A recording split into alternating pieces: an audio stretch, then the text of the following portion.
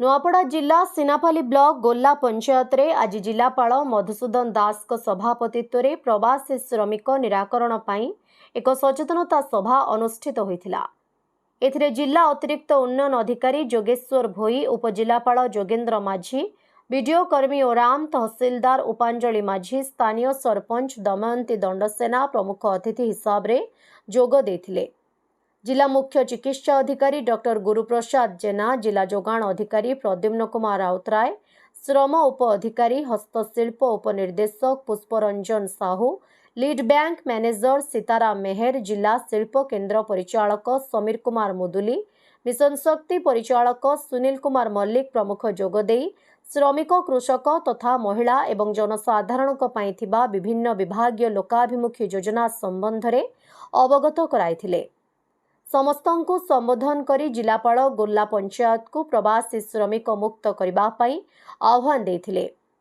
ठक बेआईन श्रमिक दलाल मानक विरुद्ध रे दृढ़ कार्यानुष्ठान हेबो बोली चेताई देथिले। विभिन्न विभाग एवं योजना माध्यम रे सरकार जोगाई देउथुवा सहायता तथा मनरेगा योजना रे काम करी आनंद मनरे निज निज गाँ रे रहिबा पई समस्तंकु आह्वान देथिले।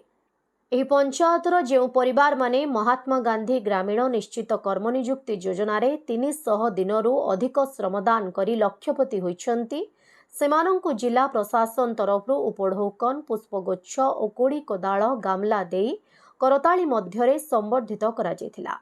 शेषरे स्थानीय सरपंच दमयंती दंडसेना समस्तंकु धन्यवाद अर्पण करथिले। आजिर सभारे समस्त जिला स्तरीय अधिकारी, ब्लॉक स्तरीय अधिकारी एवं शह शह संख्यारे महिला तथा जनसाधारण जोग देथिले। पूर्वरु झियो पई गछटिए कार्यक्रम समारोह रे जिलापाल 2टी नवजातक शिशु कन्या और सेमानंक पिता मातांकु उपहार प्रदान करी सेमानंक द्वारा नूतन वृक्षरोपण कराइथिले। नवजातक शिशु कन्या मानंकु जिलापाल और उपजिलापाल कोଳରେ धरी सेमानंक उज्जवल भविष्य कामना करथिले।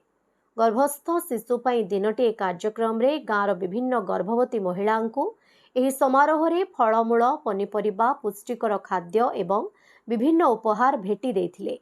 आजिर एही नियारा कार्यक्रम पई गोल्ला गाँ आनंद मुखर होई उठिथिला। एहाकु सिनापाली बीडीओ, जिला समाज मंगल अधिकारी Sangeeta Patra, programme officer Namita Padhi, Sinapali CDPO, स्थानीय सरपंच प्रमुख आयोजन करथिले। नुआपड़ा जिल्लारू जगन्नाथ सागर रिपोर्ट, ओडिशा हाइलाइट समाचार।